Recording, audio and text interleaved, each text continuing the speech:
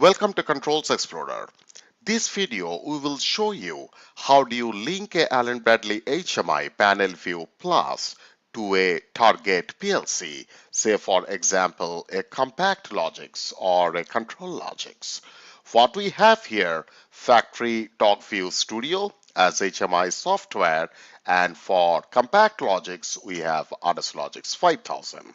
So let's get started here.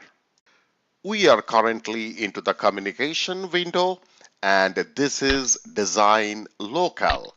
Currently, we are hardwired connected to the PLC as well as HMI, and both the devices got a pre-configured IP address as well as my computer IP address is similar. Let's compare design local versus runtime target. Now, once you select runtime target, basically you see here pretty much nothing. The easiest way of creating the runtime target, just copy design local to runtime target, and pretty much you are all done. Now the runtime target, it is showing the PLC connected, HMI connected exactly the same as the design local.